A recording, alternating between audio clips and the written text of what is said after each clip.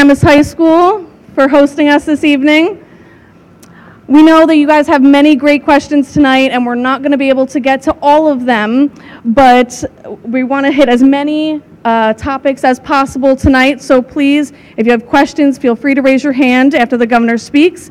He's going to come out at 6:30. He's going to talk for about 20 minutes about the budget that he laid out yesterday, and then he will be taking your questions. If you have a question when that portion comes, raise your hand and one of our staff members will come to you with a microphone. Please, if you do get chosen to ask a question, keep it concise. We want to fit in as many questions as we can. Please take a seat if you don't mind. We're going to be starting momentarily. Thank you.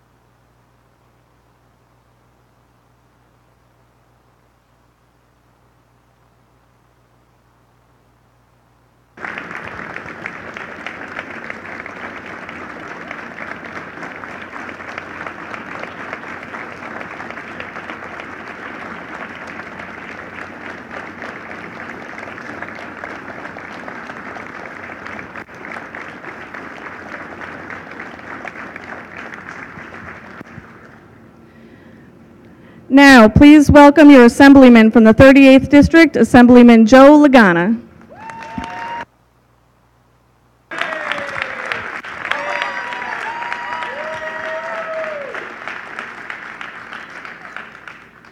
We should do this more often. Well, first of all, I just would like to welcome everyone here to my hometown of Paramus, to Paramus High School. It's a great honor to see everyone here, to welcome our new governor, Phil Murphy, who really gave us the honor of starting off his town hall circuit here in Paramus. Yesterday, I had the privilege of sitting in the State House and listening to the governor outline his budget priorities. And having sat through the former administration and listening to his priorities, it's a clear difference when you see who really has the backs of New Jersey residents. And I first met Governor Murphy several years ago, and from the beginning, his message was he was going to have our backs. His message was, as was written on the banner there, he was going to promote a stronger and fairer economy. And when you listen to the principles that he outlined in his budget yesterday, it's absolutely 100% clear that he's worried about New Jerseyans, he's worried about the working class people of the state, to implement policies that are going to help people from at the bottom all the way to the top, to make sure that our schools are properly funded, to assist our commuters, equal pay for equal work, access to health care, and it goes on and on. He's really a champion for the people of New Jersey. I'm honored to be in the state legislature. I'm honored to be one of his partners to help him implement his policies, and I couldn't be happier to have, or to say, Governor Phil Murphy, welcome to Paramus.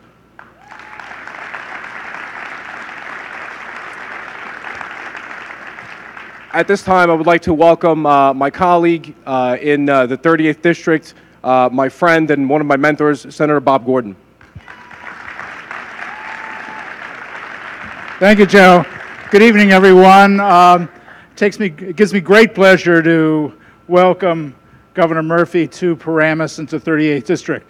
Governor, as you well know, this is an area that is probably more dependent on mass transit and transportation infrastructure than any other part of the state. And so, aside from welcoming you here, I wanted to take this opportunity to thank you for one of the key parts of your speech yesterday in the budget address, your focus on transportation infrastructure and the new money that's going to pour into New Jersey Transit.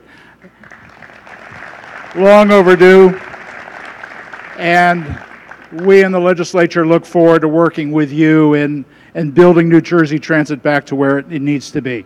I would, at this time, like to introduce the greatest booster Paramus ever had. Its great mayor, Rich LaBarbiera. Rich. Good evening. Come on, Paramus could do better than that.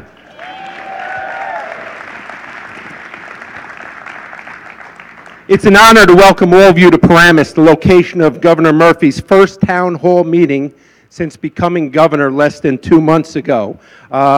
I also have the privilege of recognizing some of our dignitaries, and I apologize if I mispronounce your name. I promise I've been called worse.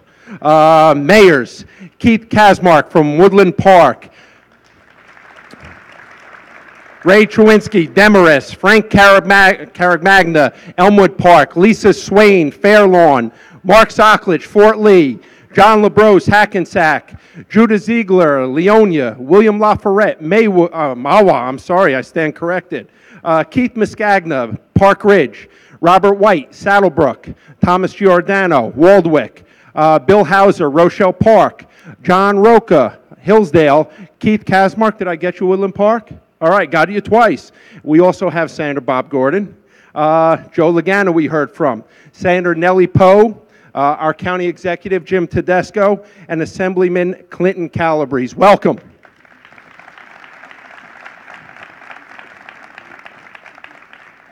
I trust many of you already know this, but Governor Murphy is no stranger to Paramus. Even before officially becoming a candidate, he recognized the important role Paramus plays in not just Bergen County, but the state of New Jersey. He's walked in our past 2 4th of July parades. He's attended our fireworks. He had a town hall here in November of 2016 and has come to town for many other great events. He's always listened to our concerns, and tonight we get to listen to him as he holds again his first town hall since becoming governor in no other place than 07652, what I like to call the center of the universe.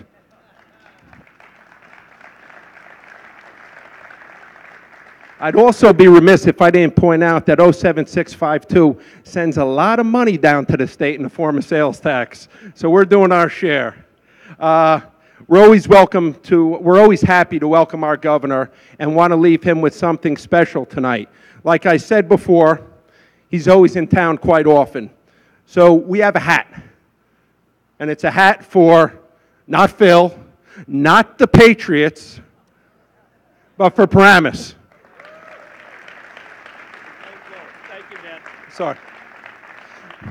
We're trying to replace that New England Patriot garb. Whether or not you notice, myself and Jimmy are graduates of the great school of Paramus. We're Spartans. We both played football. Jimmy, you might have run on this basketball court. Is that correct? No, you played on the baseball field. All right. And we also have a soft spot for football. So we have a sweatshirt for Murph.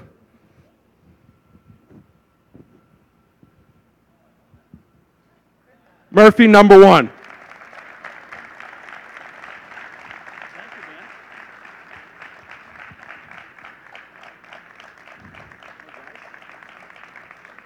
Now, as elected officials over our jurisdictions, we're always number one. But usually when Murph comes to town, he comes with his secret weapon, as I affectionately call her, and that's his wife, Tammy, who couldn't be here tonight.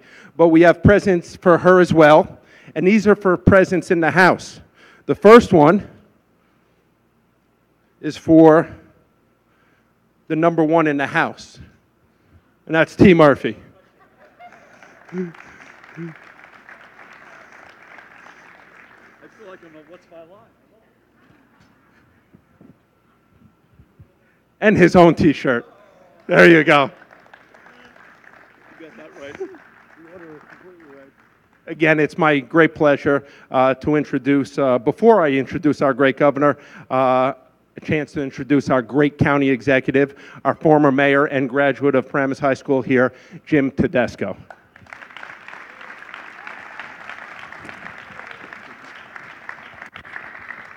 Thank you, Mayor.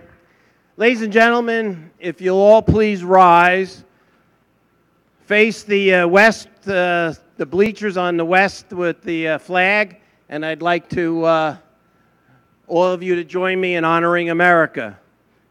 I pledge of allegiance to the flag of the United States of America, to the republic for which it stands, one nation, under God, indivisible, with liberty and justice for all. If you'll continue to please stand, honoring America for the Star-Spangled Banner.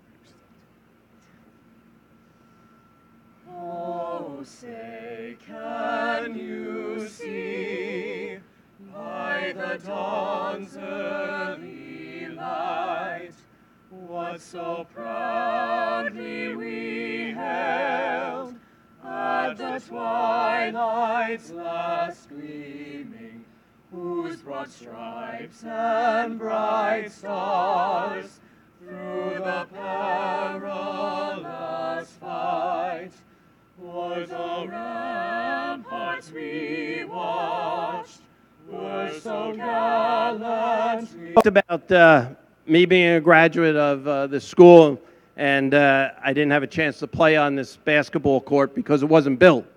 So it kind of says how long that I've been a resident of this community. Proud to be born and raised here in Paramus. Couldn't ask for a better place to raise a family, and now have my grandchildren be here in the school system, and my daughter following my footsteps. So Phil Murphy was here a few months ago and said he would come back. He lives up to his word. He's back here tonight. Governor, thank you so much for living up to your word. Thank you, man. As a county executive, I'm proud to represent all 70 communities that make up Bergen County and the almost 1 million people that call this our home. I'm proud that for the past 2 months, we've finally had a governor we can be proud of again. Governor Phil Murphy shares our values. Last year, we took action to raise the minimum wage for full-time county workers to $15 an hour here in Bergen County, the first county in the state of New Jersey to do that. We did it because working people deserve to earn a living wage, and we know that paying people fairly strengthens our communities and our economy. Governor Phil Murphy is going to raise the wage to $15 an hour statewide, helping working people here in Bergen County and throughout New Jersey. Here in Bergen County, we know that our roads, bridges, and public transit are the backbone of our communities and the economy.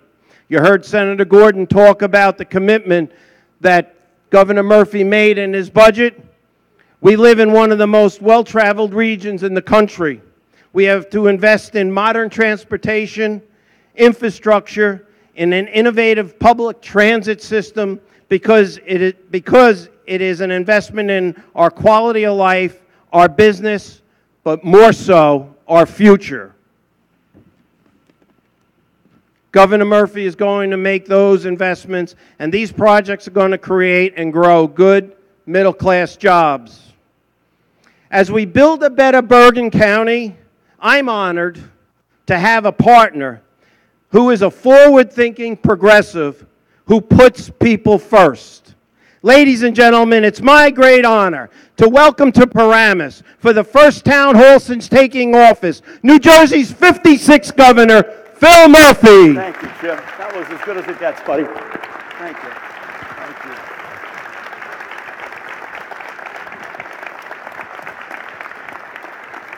Thank you, folks.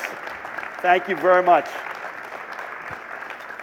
It's an honor to be here, and I really appreciate the really special words and introductions.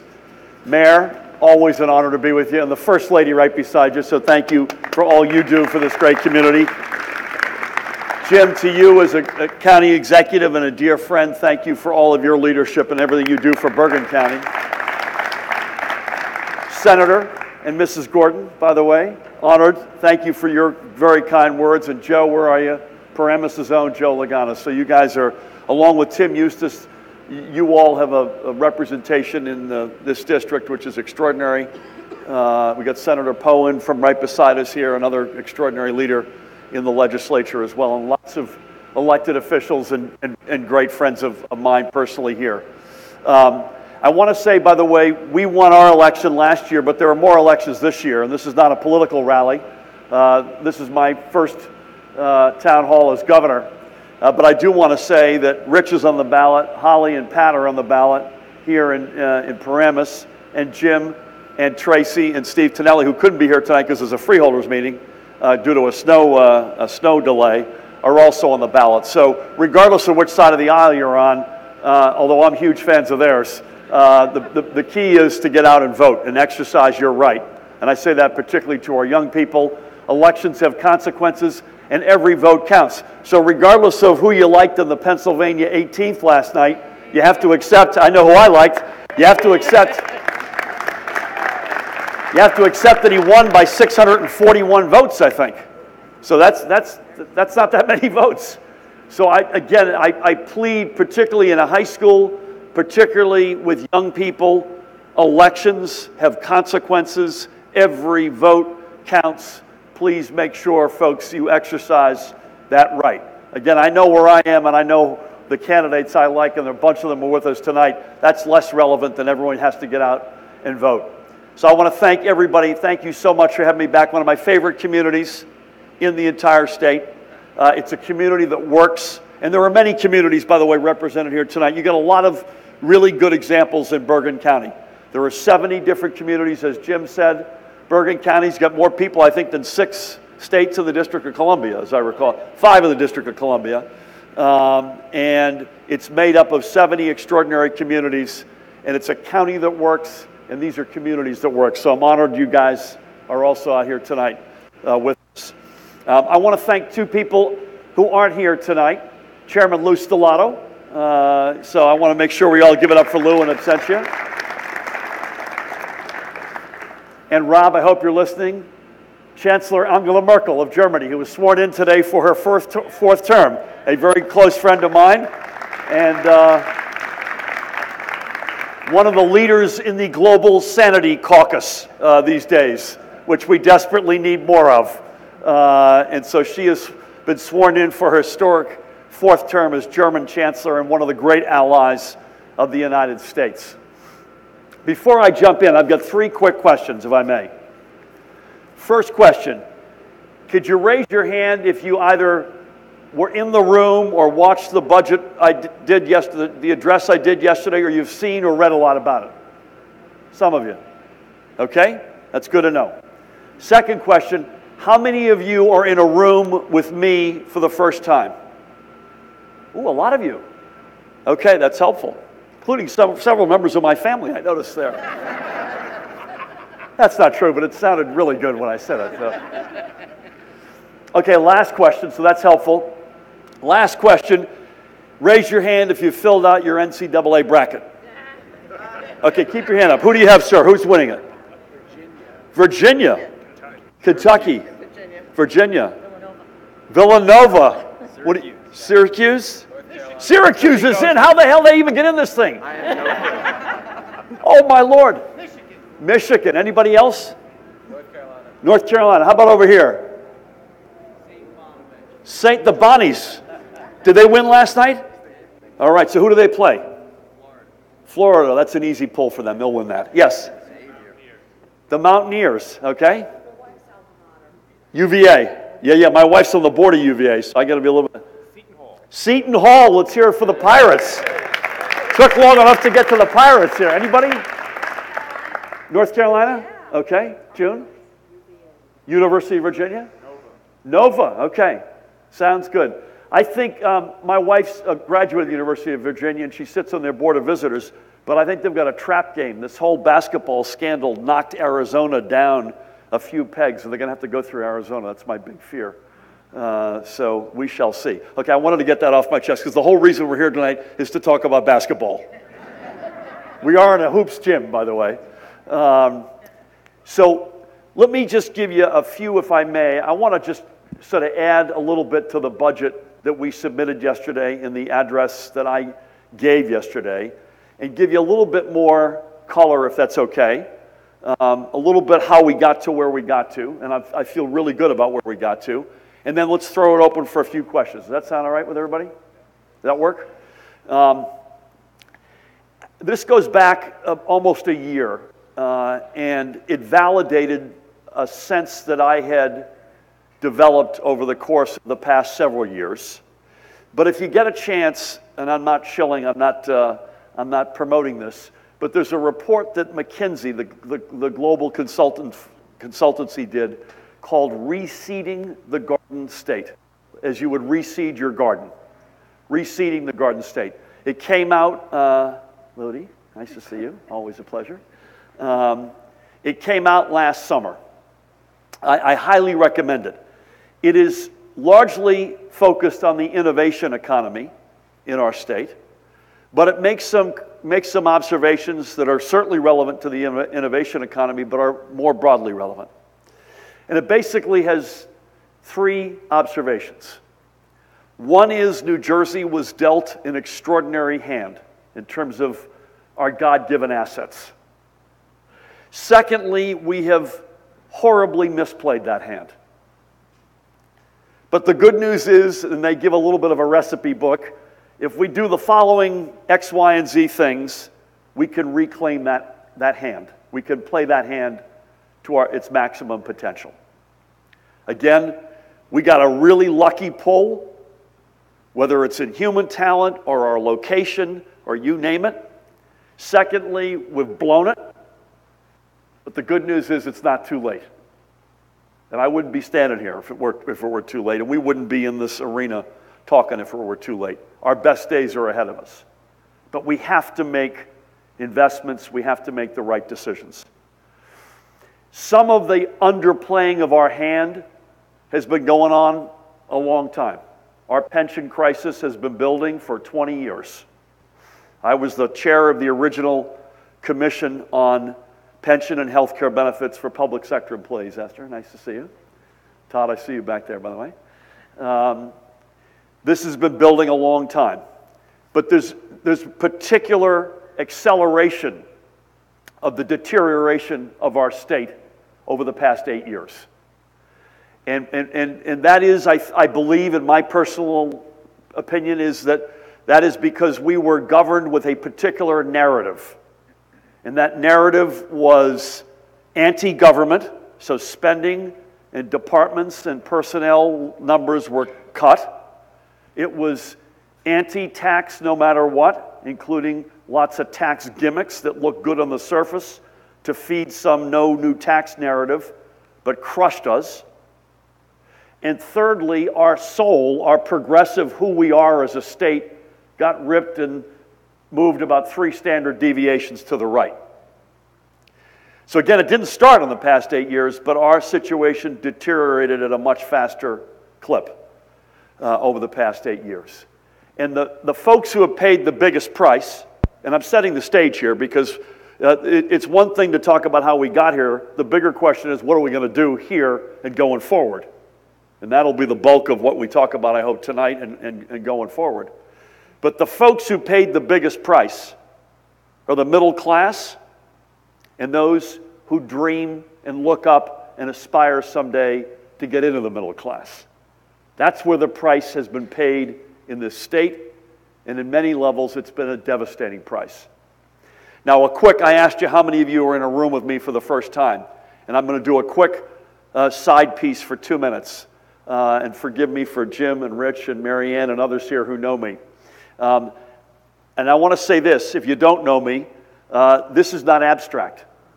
So I grew up in that cohort of folks who I used to call middle class on a good day.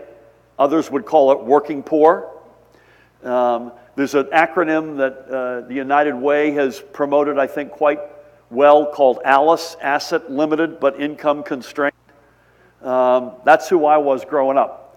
I was born in Boston, as Rich has previewed. Please don't hold that against me. And by the way, when we turn to questions, we're not going to screen any questions. We'll take any questions you want, except those related to professional sports. Just want to ask you that one favor. I grew up, born in Boston, grew up outside of Boston. My dad did not get out of high school. My mom did. She made sure we got an education. I'm the youngest of 4. My brother passed away about 20-odd years ago. I've got 2 big sisters. One is a retired social worker. The other is a retired Boston City school teacher who speaks to me if I get out of line. Yeah. Let's hear it for the educators. If I get out of line, she speaks to me in her teacher's voice. And so my mom made sure we got educated. My dad made sure we cared about politics and the community and civic engagement. So we grew up as big Jack Kennedy and Bobby Kennedy fans and Martin Luther King. And we weren't, my dad and mom worked in shops that were too small to be unionized. But we had, George Meany and the likes of big labor leaders were big names at our kitchen table. So I say that because that first chapter in my life, the way I was brought up, the way my parents brought us up, that's the chapter that burns most deeply in me. So if you want to know as a 60-year-old, which I am now, what motivates me, what drives me, what determines who I'm fighting for, it's from chapter 1 of my life. This is not abstract. I know what it's like to have those dreams to someday claw your way into the middle class and to have those dreams crushed. And by the way, when I grew up, it was a different America. It was an imperfect America by any measure. I'm a former national board member of the NAACP, so I'll give you that one lens. God knows we've come a long way, with a long way still to go. But I grew up in John Kennedy's, Lyndon Johnson's America, and the difference there was you knew that if you worked hard, you went to school, you stayed in school, you stayed out of trouble, you were going to almost certainly do better than mom and dad. And you knew that government would put wind in your sails. It wouldn't solve all your problems, but on the margin, when it was a close call, you'd have momentum from government and it wouldn't be blowing in your face. And so that experience, those years of growing up, that understanding of what it was like to understand the role that government can play, informs me. Assemblyman Tim Eustace is in the house. Tim, nice to see you, buddy. That informs me deeply to this day. That tells me who it is that I'm fighting for. The folks in the middle class, the folks who aspire to get in the middle class. And it's not necessarily because I'm just such a good guy, I hope I am, but I know as the middle class goes, as those dreams go, so goes New Jersey. That if we get that right, the rest of our ills will fall in line. I feel like somebody just turned on a game, and I hope it's a good one. So I want to come back. So that dictated for me on the campaign trail what we started to call a stronger and fairer New Jersey as our objective, one that worked for everybody, not just for some. And the problem we had, particularly in the past 8 years, is we weren't strong, we didn't grow, we weren't fair, we were profoundly unfair, by many measures among the most unfair states in the country, and when it worked for too few. So we said, you know what, we're going to stand for a stronger New Jersey, a fairer New Jersey, and a New Jersey that works for everybody. We won on that basis. In transition, we behave that way. I've been in office now for 57 days. So far, so good, by the way. We haven't blown the place up yet. And we're governing that way. So if you followed our campaign, if you followed us in our transition, and you watched me speak yesterday or you've read the budget, I don't think there should be literally anything in there that surprised you. So we're standing in government, as we did on the campaign trail, for that stronger, fairer New Jersey that works for every New Jersey family. And by the way, in many respects, if you get that going in Bergen County, you pretty much know that you've got that going for the entire state. This is such a large county with so many communities. If you get it right here, you're pretty much certain you've got it right up and down the state. And so we found ourselves busting myths, and our budget, I think, speaks to that. So many would say you can't be both strong and fair. Either you're growing or you're handing out. Well, that's a myth. You know, if you're fairer, you're almost certainly going to contribute to strength and growth. We said we would be the good value for money state. You know, we're never going to be the cheapest place to live or do business. That was never the case, and my guess is it never will be. But on our best days, we were good value for money. You paid a premium in New Jersey, but you knew you got a basket of stuff back where you said, you know what, it's worth it. The problem in our state is the premium goes up, up, and up, and the basket of stuff we get back has shrunk by the day. So the myth that just because it may be higher cost than Mississippi or South Carolina to live here doesn't mean that you can't still deliver value and make that premium worth it. And that's an objective that we have that we're laser focused on. Folks said you can't be both pro-growth and progressive. Well, we flat out reject that.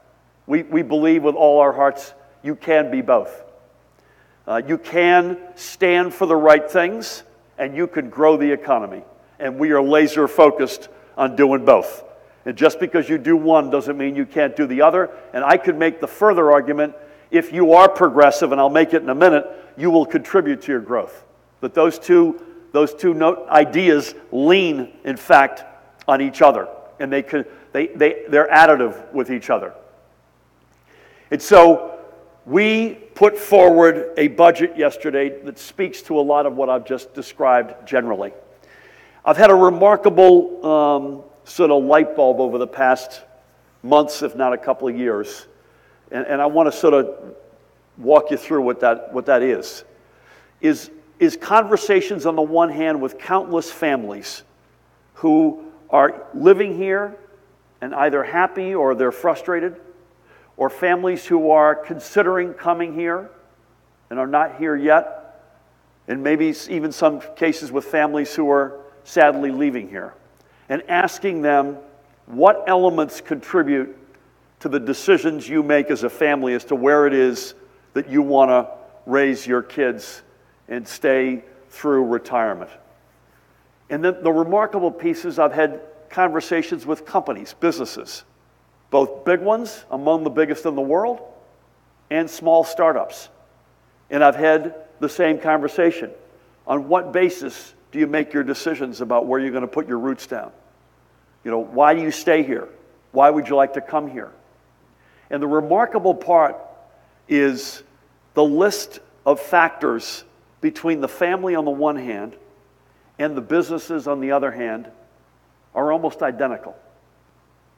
And the five things that keep coming up invariably in any conversation are taxes, public education, higher education, infrastructure, and values.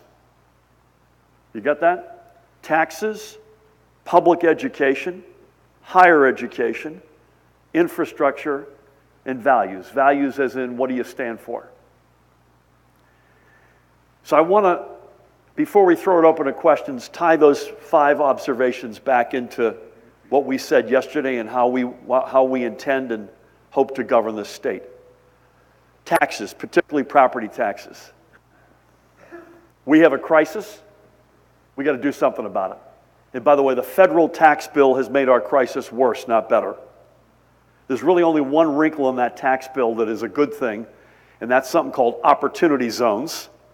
And that's something that we're actually dealing with as we speak. That's going into high poverty census tracts and trying to identify them for federal investment, federal tax incentives that allow investors to come in. And that's a good part of that tax plan. That's the only good part. So we've got a property tax crisis, and we've got to do something about it. So yesterday, if you were listening, you heard me say several things. One is we're fighting that federal tax plan, both legally with other states, but also trying to come up with creative ideas. Some of the communities, Paramus is one of them, and Rich is out ahead of this. There are others here as well, where we're trying to recharacterize payments that used to be deductible into categories that are still deductible. So we're fighting this federal tax plan. Secondly, you probably heard me say we're going to appoint sooner than later a shared services czar. We believe there's an enormous opportunity to look across communities and figure out where we might be able to be smarter about delivering services at the same level or maybe even better, but do it in a more efficient, intelligent way. You heard me yesterday talk about raising the property tax cap from $10,000 a year to $15,000 a year. That brings in another 540,000 property taxpayers in this state under that limit. That's a good thing. You heard me talk about, and I'll talk about in a second again, finally getting on the path to fully fund public education, right? At long last. Why is that relevant? I know why it's relevant for education. Why is it relevant for property taxes? Because look at your property tax bill. The average property tax bill in the state is 53% toward education. So if the state fully funds the school funding formula over a period of years, that will allow communities a lot more latitude as it relates to what they do with that infusion of capital from the state that they've been starved over for the past 8 years. And lastly, we got to grow the darn economy. We have not grown in this state over the past 8 years. And if we grow our economy again, and we will, we have a lot more latitude, not just with property taxes, but certainly with property taxes, with our pension obligations, with finding the money to fund our school funding formula, etc. I'll give you something this puts us in real specific terms. If you look at New Jersey's economic growth rate since the trough of the recession or even over the past 5 years, and compare us to either any American state or a group of competitor states. You pick which time period in which states. You with me? So this is economic growth. We've left somewhere, depending on who you picked, $20 to $50 billion worth of economic activity on the table. That's 2 to 3 billion with a B dollars of state revenue that we should have every year that we don't have. So think of what we could do with $2 to $3 billion annually from that growth, never mind growth that we'll generate in the future. So that's real latitude that gives you the ability to do a lot of things, including with property taxes. So we are laser focused on trying to deliver that relief, in particular, into the middle class. Public education. You heard me yesterday, we're starting finally on the path over the next several years to fully fund the school funding formula, which at the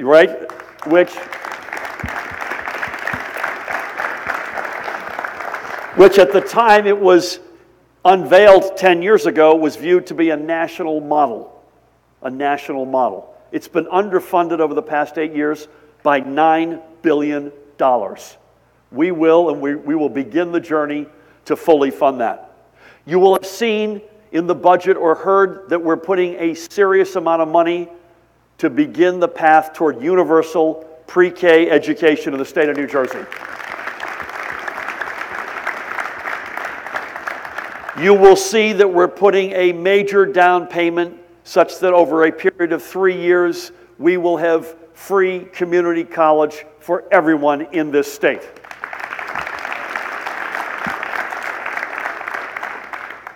When we achieve universal pre-K through free community college, we will be the only state in the nation to have done so, and that is a badge of honor.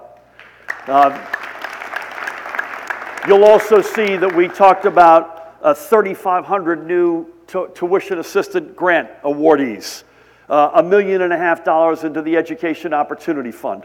So education from the littlest kids up through higher education is a major top priority, and we're on it immediately. I mentioned both K through 12 and higher education together. So those come in two different buckets because higher education has some other dimensions. What are you doing about investing in STEM-heavy research and development? What are you doing about encouraging engineering and math and physics education? We believe, by the way, that the two economies that have the biggest growth potential for us are the innovation and the infrastructure economies. Innovation speaks to who we are. Infrastructure speaks to where we are. So in the former, you'll have heard that we are unrolling a program that says if you're a kid, you graduate from this high school, and you go to college in New Jersey, and you major in a STEM field, and you graduate and you stay in New Jersey and work in a STEM field, after 5 years, we'll forgive X thousands of dollars per year off your outstanding student loan balance for 5 years. That's serious money. And what have we done?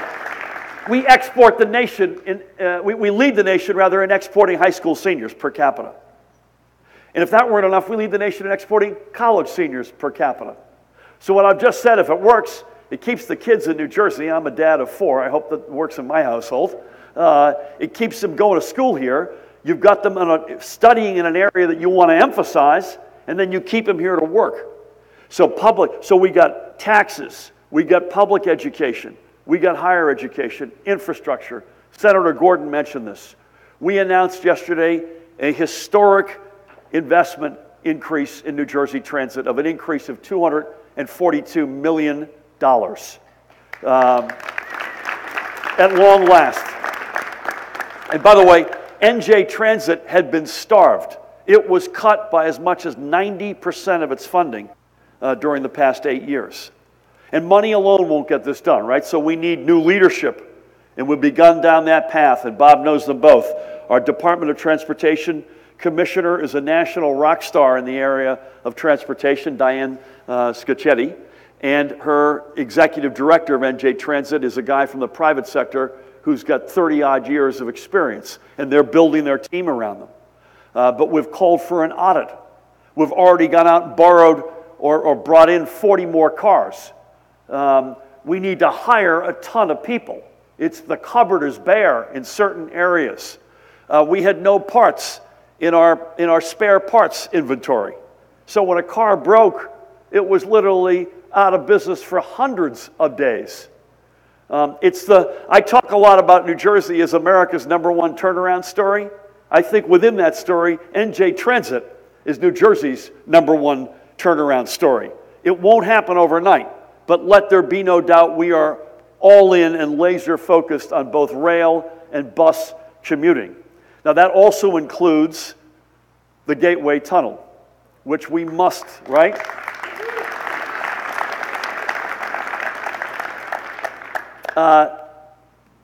That's not where it needs to be. Let's put it that politely at the moment. We had a deal with the Obama administration. First of all, go way back in time.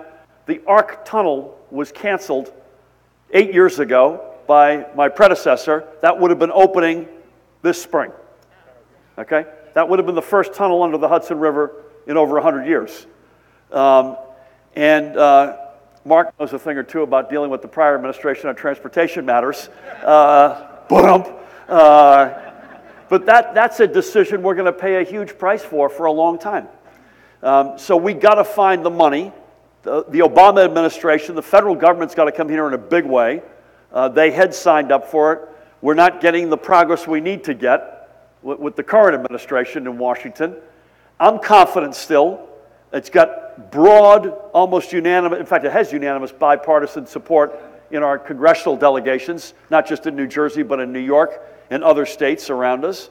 I believe ultimately we'll get there, but it's taken too long. And this is something that's been kicked down the road, and we have to stop kicking things down the road. We have to actually get and do them.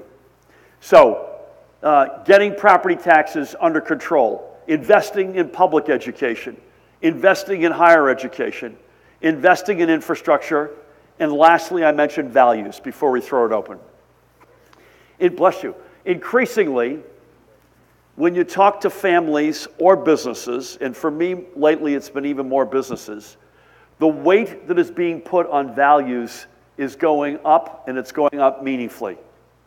Folks want to understand what's the environment that they're going to move their business into and or bring their kids up, or if they're a chief executive officer, what type of community or state will their employees have to bring their families up. So not only do they want to look at the hard math, what are the taxes, what do you do with public education, higher education infrastructure, that's understandable.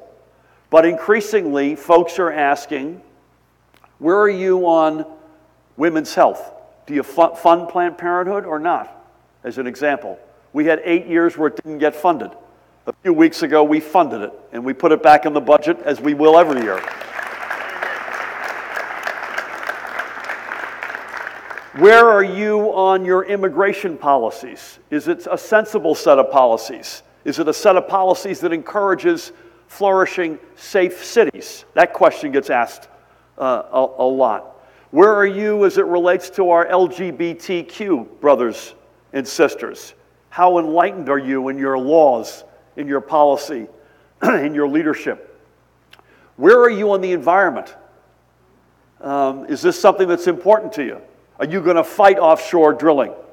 Are you going to, as we have, which we will, by the way, and that will not happen as long as we're here, I can guarantee you that. Are you going to rejoin the Regional Greenhouse Gas Initiatives coalition of states? Yes, we will, and we actually have. We made that decision. Are you going to embrace offshore wind and not offshore drilling? You betcha we will. Our objectives are 3,500 megawatts offshore. So where are you on those things? Women's health, safe cities, LGBTQ, the environment. Where are you on guns? Where are you on sensible gun safety laws and regulations?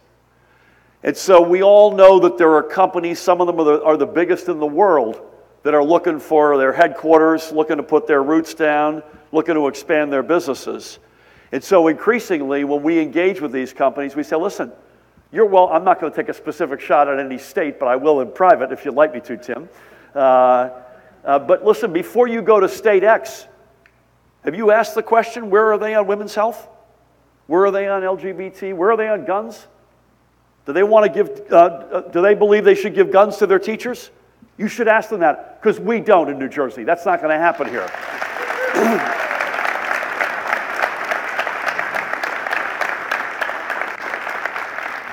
So those are and by the way, I mentioned business is a big, broad umbrella. I mean from the very biggest in the world to the startups. And we have too few of the startups, by the way. So we get to where we want to get to, whether it's a family or a business, big or small, by being laser focused on having a fair tax regime.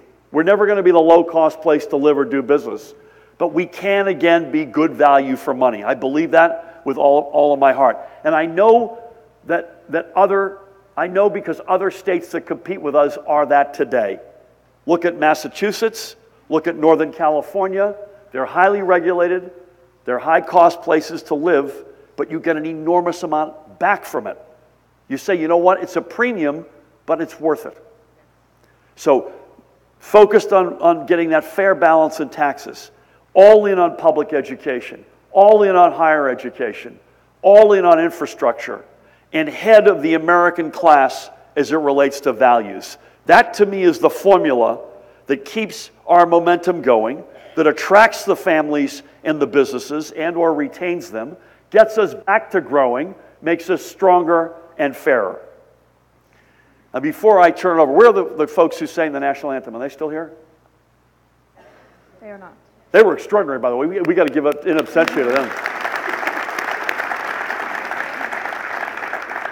We got some young people here today. Anybody, any current high schoolers here? We got a few. So listen, March 14th, 2018 is today.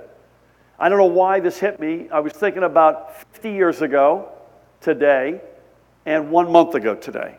And then I was also thinking about today.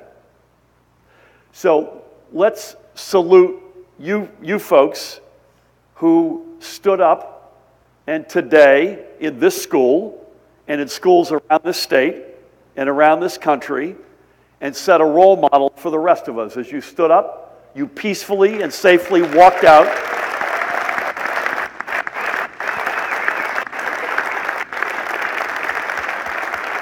And you stood your ground. And you're doing what our generation has failed to do with guns. You're proving us to be inadequate. And that's the way it should be. And this is a crazy, think of where we were a month ago today, this awful Parkland tragedy. These are treacherous times. And invariably, and I looked at 50 years ago because I was having a conversation with one of my big sisters. Today, 50 years ago, the My Lai massacre, for those of you who remember the Vietnam War. Any veterans here with us tonight, by the way? Let's hear it for our veterans. God bless you.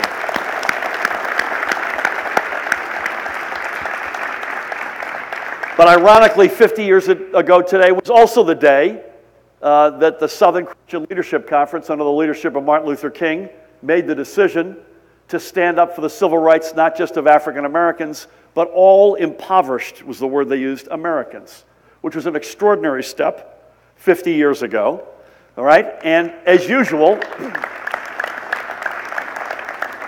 and by the way, only 3 weeks later, King was killed, which is hard to fathom.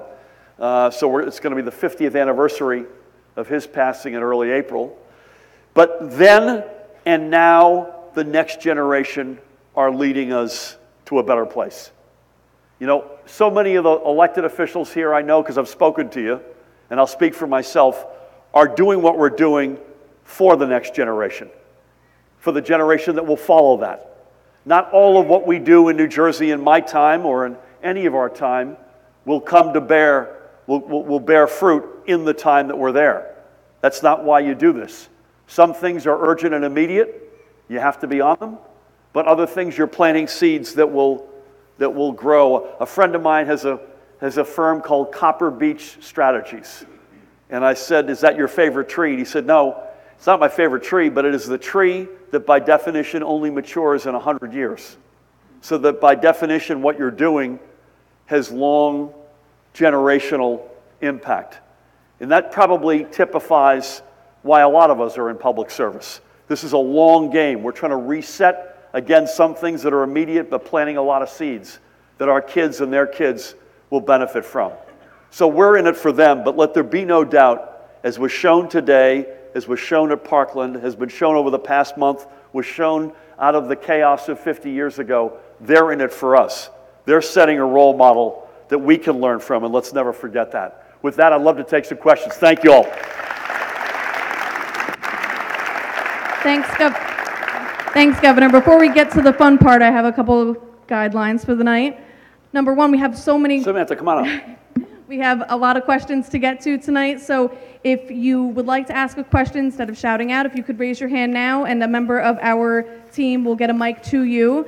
If you are picked for a question, if you can keep your question succinct and to the point so we can answer as many as possible. Governor, the last one's for you. Keep yours succinct and to the point so we can answer as many as possible. All right, let's take the first question. I want to know, we're not taking any from the press, but there's a reporter here named Jack. Is Jack here? Where's Jack? Which one, Jack? You're reporting? Are you reporting tonight for your school? Do you mind standing up? What's your name? Let's go. Jack? Let's go, right here, Jack. What's the school? Westbrook. Westbrook. What grade are you in? Fifth. Sixth? Fifth. Fifth. How's fifth grade going so far? Good. That's good. Did you get the picture here? I want to make sure Jack did. Okay, Jack, you're the one exception from the press. What's your question? Oh, you know what you wanted to ask. Not about professional sports, right? No. You want to consult your attorneys here? Got your back, literally. What are New Jersey's position for the park test? Oh, did you hear that? Let's hear it for Jack, right? Thanks, Larry. How are you? What's New Jersey's position for the park test? I'm not a fan of the park test.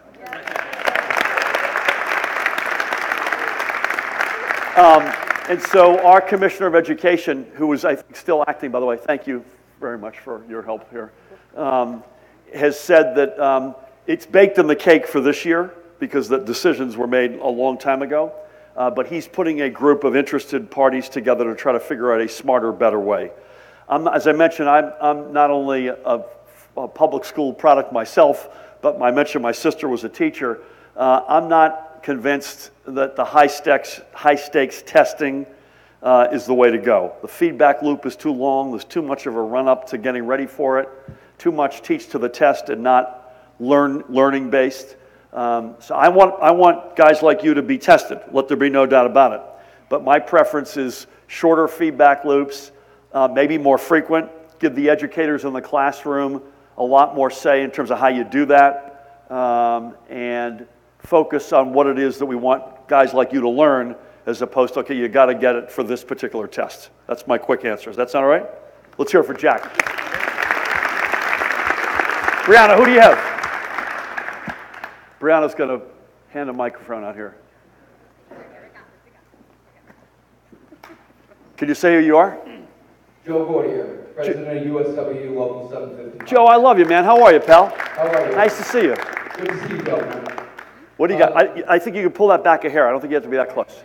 Governor, I heard you mention the pension system. Yes. As you know, the last administration failed to adequately fund the pension system, which resulted in numerous downgrades of the New Jersey's bond rating. Public workers are very concerned about their pensions. Can we count on you to fund the pension systems? Yeah, good. First of all, Joe, good question, and the answer is yes, but I want to give you more than that. So yes.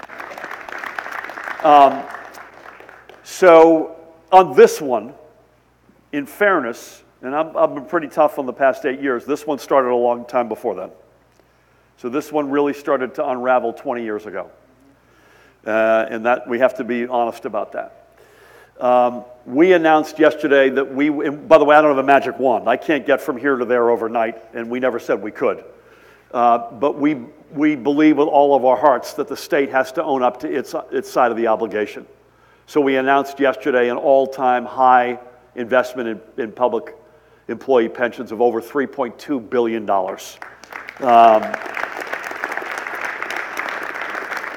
And there's a bigger drama at stake here, and that is one of trust. You mentioned the rating agencies. They've shown they don't trust us. I mentioned earlier that our young people leave New Jersey at a rate unmatched by any state in the country. The small business community in particular hasn't trusted us. My job, I view almost my overarching job, is to reclaim trust, so that folks say, whether they like what we're doing or not, I care less, I hope they like it, but less about that than I do that they trust us again, that we're good for our word. And our bond ratings matter. I went to see the rating agents, the three big ones, a week ago Monday, I think, in New York, and sort of presented myself, and I didn't talk about the specifics of the budget, but I talked generally about what we were standing for, some of the things I talked about tonight. And they want to see a responsible state. They want to see a state that meets its obligations, that understands that, a rainy day fund, as some states call it, or as we call it, a surplus, as part of your budget matters. So you've got some latitude. You probably heard yesterday that we put out a budget with a big surplus in it. So we want to be the state that folks trust, whether it's an employee, whether it's a rating agency, whether it's a business or a family. So great question for that. Petra, who do you have? Sir. Hi. You're standing in front of a guy with a Red Sox hat. Are you aware of that? I just want to, I can't say any more than that. I'm just going to acknowledge it. Didn't come with me. Okay. Your name, sorry? Walt Jeffs. Walt? Yeah. My late brother and late father's name is Walt. So. Good. What about the New Jersey bank, like the North Dakota bank? Yep. And what savings do you expect from it? Yep. If I get a chance to ask another question, I'll ask about corporate welfare, but for now, Let's stay with the bank for now, is that all right? Okay. So Walt, this is a good point, and it didn't fit into the remarks I made yesterday, but it's something we're still very focused on. Did you all hear that question? Walt's asking a question about a public bank. Where's Todd? Todd Scherer is one of the first guys who I talked to about this. He said, you know what, Murph, you have to look at this, and he was completely right. So Todd, I got to give you a shout out for that. And we're still, Walt, we're still baking this. So here's the concept that's been done once before in America and North Dakota. And it's a simple concept, actually. And I'll use the state because I think local communities, Paramus or Bergen County, they do a lot of, when you collect tax revenues, the question is, where do you put your tax dollars? What bank do you put them in until you have to pay them out? And communities do a lot of banking with community banks, and we like that. So, but the state, I'll pick on the state for a minute, almost all of our tax revenues as they come in, they don't go to community banks. They go to big Wall Street banks, or they buy commercial paper of big global companies, and almost none of the money comes back into work into New Jersey.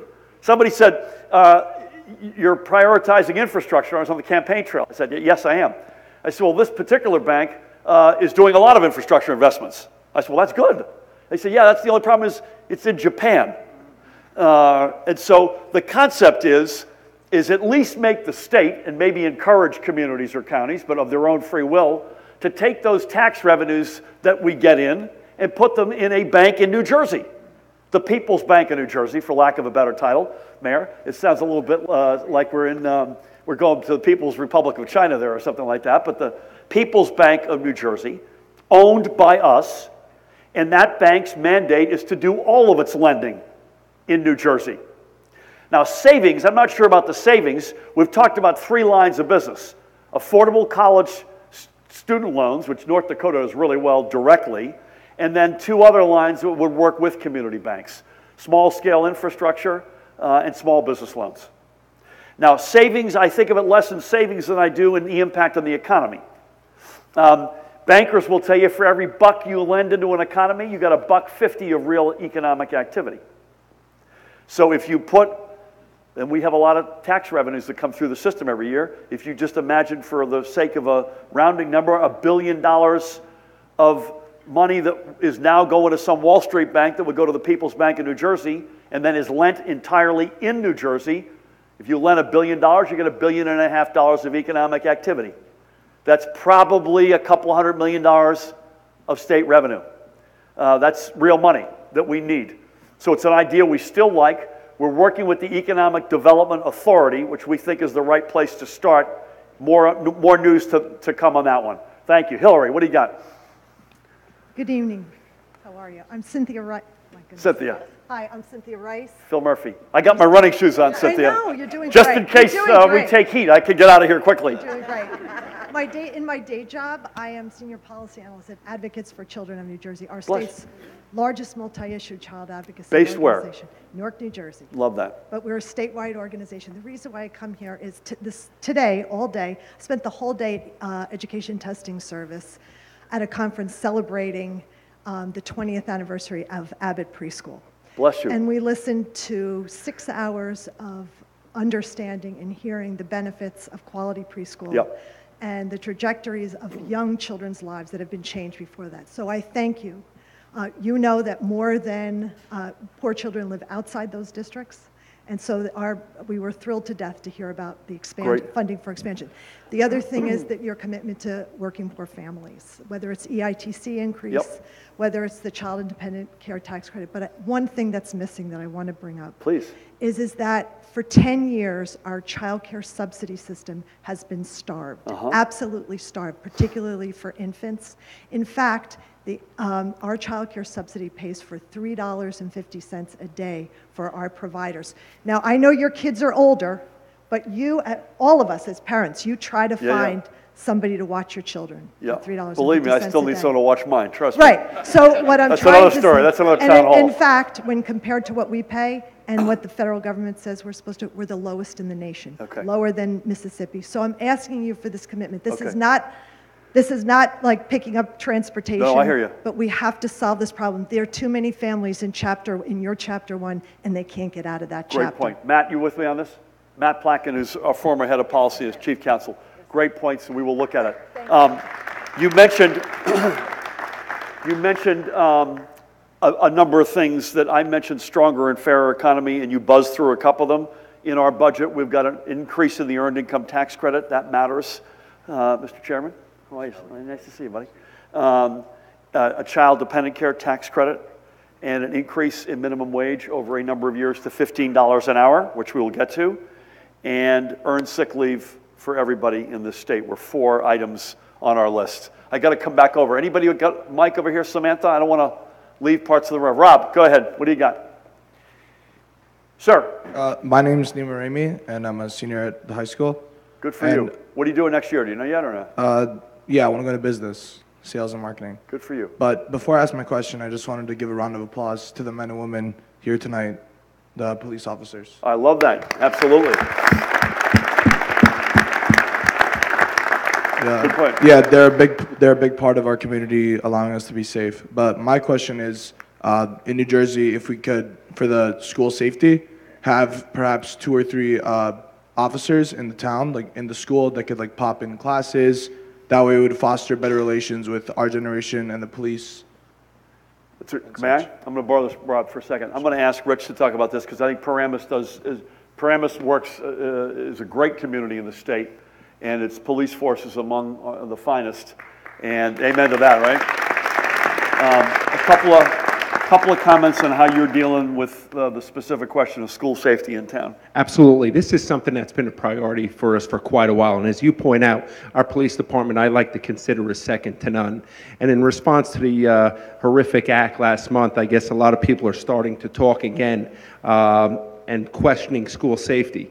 A lot of the ideas that are being tossed around, we're already doing here in Paramus, and that we're most proud of, whether it be technology, hardening the schools. And this comes about as a result of great cooperation between our governing body and our Board of Education. There's nothing as important as our children. So we've hardened our schools with architectural features. We have officers that park, walk, and talk every day in each and every one of our schools here in the borough. We have lead officers in our middle schools. So we're way ahead of the curve. Notwithstanding that, we're continuing to review and consider additional ideas to make it even safer. Well said. Well said. You know, Samantha just reminded me that we have our Office of Constituent Services here. Folks, could you stand up and take a bow? And so, thank you for reminding me. This is an important wrinkle that we want to include as we go around the state. Think of this tonight as a mobile constituent services operation that's in town for the night. So these folks are up from Trenton. We're all in the same building together, 225 West State Street, if you're looking for us. And if we don't get to all of your questions, and I'm certain we won't, please feel free to go over and raise the issue with this team. Make sure they know how to find you. And we do a good job, I'm proud to say, of following up on folks who have questions. Does that sound okay to everybody? Samantha, you got anybody? Or Brianna, what do you got? I'm sorry? Oh, hey, how are you? It's you. Your name? Bahar. Bahar, okay. How are you? Good evening, and first of all, I want to, I'm happy to see a wide diversity here. And I am too. It makes me a proud American. God bless you. Do you live in Paramus? Yes. I go to Eastwood. What grade are you in? 6th. Fantastic. And You got a year on Jack. My question is, on TV I always see, when I see you, they always talk about how much money you want to use, and I don't have a problem with it personally, but if it's with ensuring our safety, so do you have any plans for gun control and promoting safety? Yeah. Let's hear it from Bahar. Great question. Thank you. Yeah, we do. I mean, this follows on the school safety question, I guess, really as well. Several things. Number one, I'll start with some good news. New Jersey gun laws in the country. That's a good thing. They can be stronger. And there are a bunch of bills. Hey, Dean. Good to see you, buddy. There are a bunch of bills right now moving through the legislation that we've said that the prior administration vetoed that we will sign. So there are going to be new, strong gun laws in New Jersey. And by the way, another myth, I mentioned a bunch of myths earlier. One of them is if you pass any gun laws that you undo the Second Amendment. And that's just not true. So these gun laws, for instance, the three that come to mind are number one is if there's the so-called red flag legislation. If there's a mental health issue, you shouldn't be able to get a gun. Another one is reducing the number of rounds in the magazine clip. Another is aimed at armor-piercing bullets. Another is closing loopholes on private gun sales. So we already have strong gun laws. We're going to make them stronger. That's the good news. Bad news. Washington appears to not do anything. A lot of talk and little action. And the problem, and that doesn't mean we should let up on Washington. We should keep their feet to the fire, both the president and Congress, until they actually do something. And I mentioned before, and I mean it not just for you, but for the next generation, you all will show us the way. The problem with the lack of action in Washington is over 80% of the gun crimes committed in New Jersey are committed with guns that come in from out of state. So as good as our gun laws are, we've got that reality up the 195, Interstate 95 freeway up through the Northeast.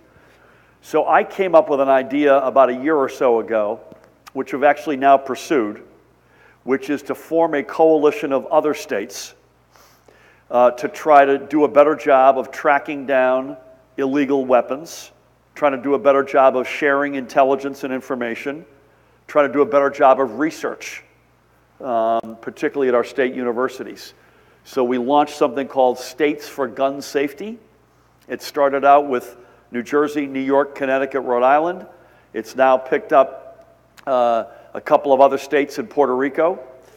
We hope to add more states, and we think the more states we get in that coalition, the better we'll be able to drive down that number of guns that come in from out of state and are used in illegal crimes in New Jersey.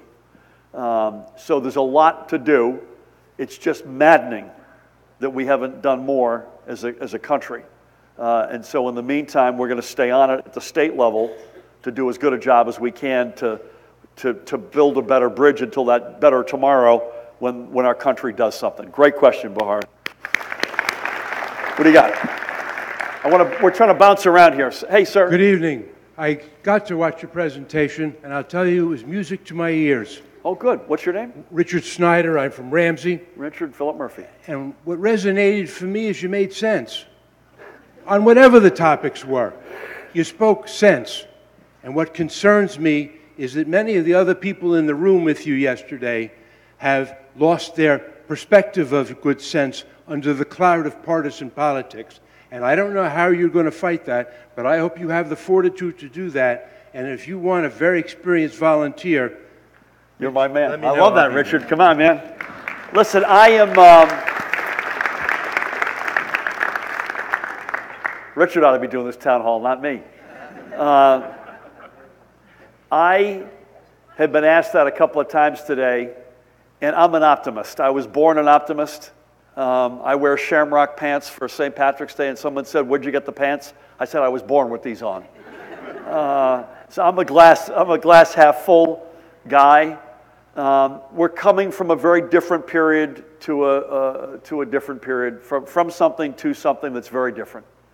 And I believe it will take a while for all of us to find that common ground, but I believe we will find it. And I believe with all my heart that we'll find it, one, because I think they're largely people of goodwill. And secondly, I take your point about common sense. You know, we're getting back into the business of making decisions based on fact and science, not on sort of some political narrative that's personal or selfish. So I'm an optimist, but I appreciate you saying that.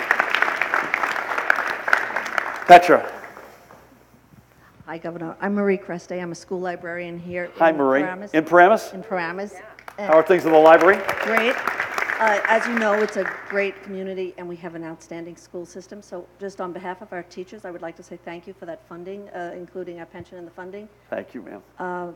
Do you have any plans to offer us, the hardworking teachers of New Jersey, any legislative relief from Chapter 78, which, as you know, has caused some of us who need health benefits to take home less than we were taking home 7 years ago? We are community members. We live in the community. We taxpayers, and it's harder for us to support our families. I missed your first name again? Marie. Marie. Creste. Honored, Marie. Let's hear from Marie. you. Great question. So I have a serious answer, and then I have a lighter answer. The serious answer, Chapter 78, comes up in almost every conversation I have with an educator. And the reality is you got too many people in the state who are taking home less money in 2018 than they took in 2010. And I'm a big believer in collective bargaining and keeping the lines, the wires not crossing between what your legislative powers are and your executive authorities are versus what's collectively bargained. And those lines were crossed in Chapter 78, and things were jammed down people's throats, and then, even then, the deal was welched on afterward. I think even the most draconian, radical person who was as opposite of you as you could find never imagined that folks would be taking home less money 8 years later. So I've got no magic wand, but it's something we talk about and we're trying to figure out and work with all the time. Obviously, we want to meet our obligations as it relates to not just our pension payments, but school funding and making sure that we've got the best, we're fully funding the formula. We continue to have the best public schools in the country. But we are well aware of this, and we're trying to figure out what's the best way to get that back so that folks aren't in that awful predicament. And too many folks like you are in that. Right? And Esther knows that because we've talked a lot to her about that here. Okay, so sorry, Petra, I got to go back to pardon me. I got to go back to the lighter part of Marie, come on. So I've got 4 kids. Josh is 20, Emma's 18, Charlie's 16, and Sam is 14. This is one of Charlie's favorite jokes. This guy goes into the library, walks up to the front desk, the librarian, and says, "I'd like a quarter pounder, a large Coke, and a small fries." And the librarian says, "Sir, this is a library." And he said, "Oh, sorry. I'd like a quarter pounder, a large Coke, and a small fries." 1 or 2 more. Do you have anybody or not? Rob, you got anybody? Somebody? Brianna, let's go. Hey, sir. How are you? I'm good. You are? Kevin Wallace. Hey, Kevin. Nice to see you, buddy. Second time I'm meeting you. Nice to see you, man. When you talked about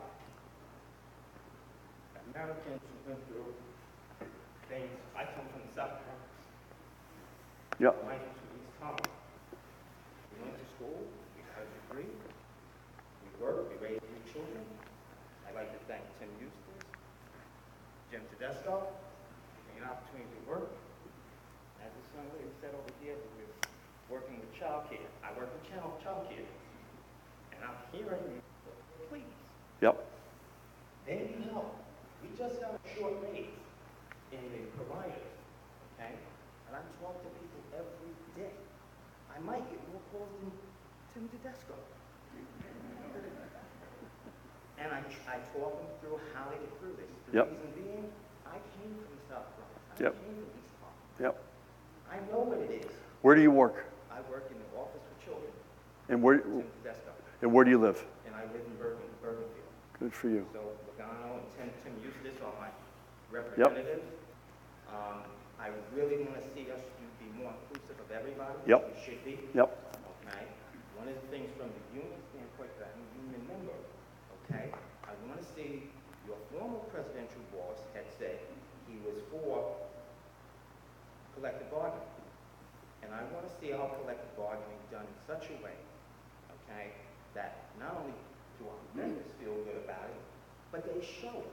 Yep. Instead of coming to work every day saying, I don't have money for this, I don't have Yep. money for that. Yep. You know what I'm saying? Amen. And I hear you. there's several things that make that happen. Yep. But you, as our governor, Yep. have a good chance now God willing. to Yep. straighten up that road. Let's hear it for Kevin. Very good question, man. God bless you, buddy. Good to see you. Listen, the good news and bad news is, I'll give you the bad news first. We can't correct everything overnight. You know, we are